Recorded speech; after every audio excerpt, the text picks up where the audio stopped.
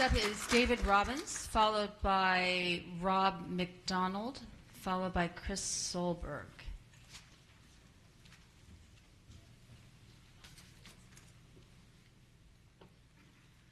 All right, my name is David Robbins. I wanted to thank you all for letting me speak here. And I enclosed a petition that, I didn't make enough copies, but you guys can take a look at that after the meeting. And I would like to read off the statement that was on the petition. So recently, the City of Reading Council voted to push forward an anti-homeless ordinance which would enable RPD to cite and or arrest people for camping. It would allow them to interrogate homeless people as to why they are not at the Good News Rescue Mission, the city's only shelter. Aside from being a religious organization, is plagued by overcrowding and unsafe conditions, and enacts a 30-day in and out policy. We, the people of Reading, do not agree with the city's criminalization of the homeless and an ordinance that amounts to nothing short of class warfare.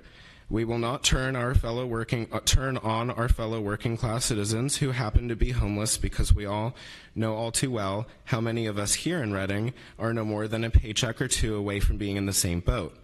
When REU charges exorbitant shutoff and reconnection fees on top of already sky-high utility charges, when our city has only one shelter and minimal mental health and rehab services, when our city does so little to combat so many of the issues that make people vulnerable to homelessness in the first place, it becomes up to us to see that the city is held accountable and not the folks it failed to help or support to begin with.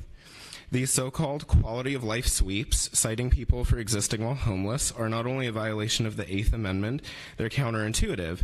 Not only are most folks unable to pay these citations, but it only serves to push them further into poverty and makes them less likely to seek assistance for the underlying issues that led them to being homeless in the first place. We need to treat the disease before we resort to punishing people for exhibiting symptoms. We need to focus on creating more shelters, more mental health services, more drug and rehab services, instead of criminalizing the people who need them. Some additional points.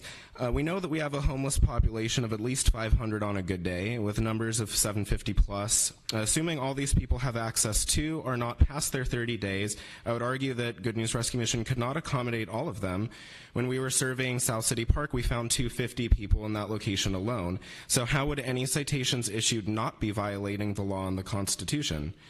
I also ask you to consider that you're asking severely mentally ill homeless population to look out for their own well-being, to take care of themselves in a way that if they had been able to, many would not be homeless in the first place.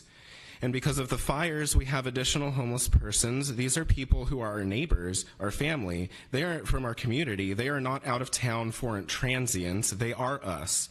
I have a friend who is a real estate agent who has voiced concerns due to homeless people coming into her rental properties, using bathroom, get water. Is it up to her to provide these services? And how is citing people going to help her? Thank you. Thank you.